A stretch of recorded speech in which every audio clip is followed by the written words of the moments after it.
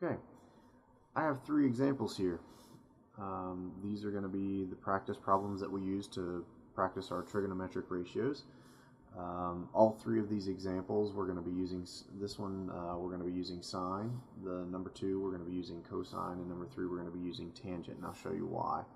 Not only that, but when we set up our trig ratios, our variables are going to be on top in this case. I'm going to make another video, and if you haven't seen it, I highly recommend you watch it, where the variables are on the bottom. I'm going to show you how to solve each case. So this case, I'm going to show you how to solve it while the variable is on top.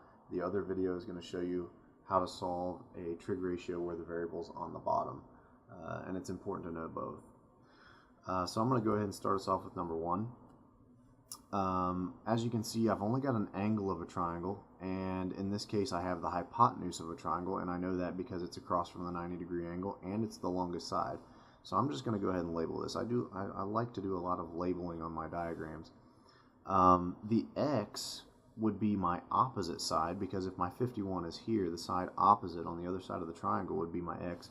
So I'm going to label that the opposite, and in this particular example I am not given the other side, which is the adjacent, and it's not asking me to find that, so that's really not important right now. But what is important is that I can solve for x. And now if I refer back to my wonderful SOHCAHTOA and think, okay, well, I have an opposite side and I've got a hypotenuse. Even though I don't have my opposite side, that's what I'm trying to solve for, but I do have my hypotenuse. And if I look at my SOHCAHTOA, the relationship between opposite and hypotenuse would be sin, or sine, because sine is opposite over hypotenuse. So to solve for x in this case, I'm going to be using sine.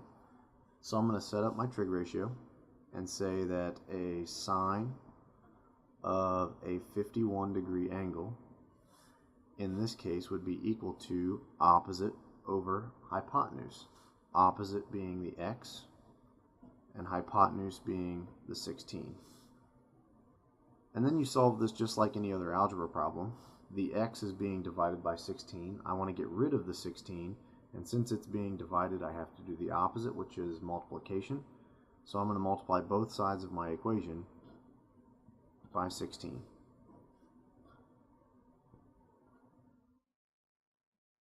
That's going to undo the 16 on the right side. It's just going to leave me with an x, and on this side I'm going to have 16 times sine of a 51. And this can be punched into a calculator, and I'm going to show you how to do that. The first thing you're going to want to do is make sure that your calculator is not in radians, and in this case mine is, and it's a good thing. I want to show you how to turn your calculator into degrees. So currently it says radians up at the top. That's how you figure out if it's in radians or degrees. So to turn it into degrees, you're going to want to hit the mode key, which is right next to the second key. And you'll see, if you go down 2 options, down to where it says radian, my little cursor is flashing on the radian key. You can scroll over to the degree option and hit enter. And when you do that, you'll see up at the top how the radians just turned to degrees. And now my calculator is in degrees. And then I'm just going to quit, so all I have to do is hit second mode, and that'll take me back to just the home screen. And now that my calculator is in degrees, I can do trig functions. So I'm just going to type in 16 times sine, and the sine key is just above the comma key here, above the number 7. So if you just go up to the sine and hit sine of 51, and then close it with the parenthesis, which is right above the 9, and hit enter, I get 12.43, and let's just go ahead and round this to the nearest hundredth. So x in this case to the nearest hundredth would be approximately 12.43. And there's how you use sine to solve for a missing side. And in this case, the side was the opposite side. Now if we look at number 2, I'm not going to be using sine to solve this trig function because I don't have the opposite side of 64. If you look at where the 64 is, the opposite side is over here, and I have nothing here. It's blank. But I do have the hypotenuse, which is across from the 90, and I know that my hypotenuse is 12, and the side that I'm looking for is the side that's touching 64 and it's not the hypotenuse, so I know that this is the adjacent side. So that's the side that I'm solving for. And if you look at the SOHCAHTOA, which of the trig functions uses the adjacent and the hypotenuse? Well, it would be the cosine. Cosine is adjacent over hypotenuse. So I know for this, to solve for y, I need to use the trig ratio cosine. So I'm going to say cosine of a 64 equals adjacent over hypotenuse, so the adjacent would be y, over my hypotenuse, which is 12. And just like I did with the first one, I'm using algebra just to solve for y and get y by itself. I need to get rid of the 12, and the 12 is being divided, so I'm going to multiply both sides by 12.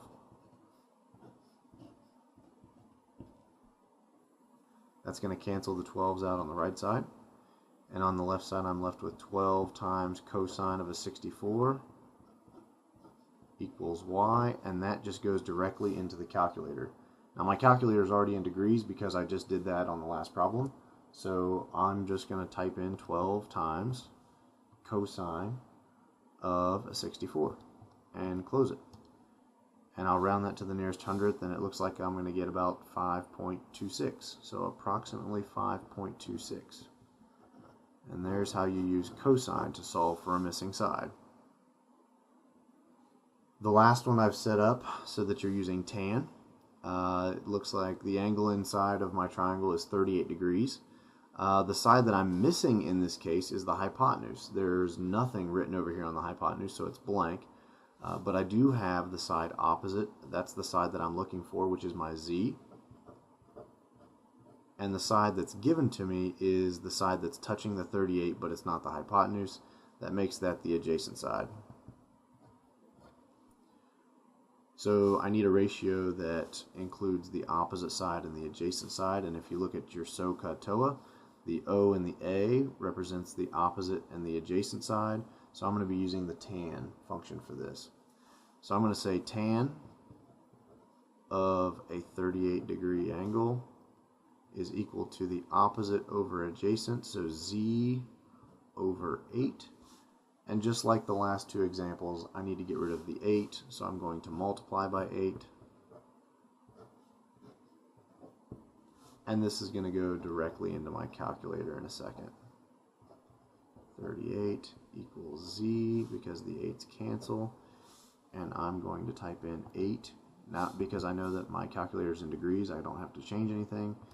8 times tan of a 38, enter, and I can get z is approximately 6.25. And that is how you use sine, cosine, and tangent to solve for a missing side of a triangle. Now keep in mind, this is with the variables on top. I have another video where you can solve the trig functions where the variable's on the bottom.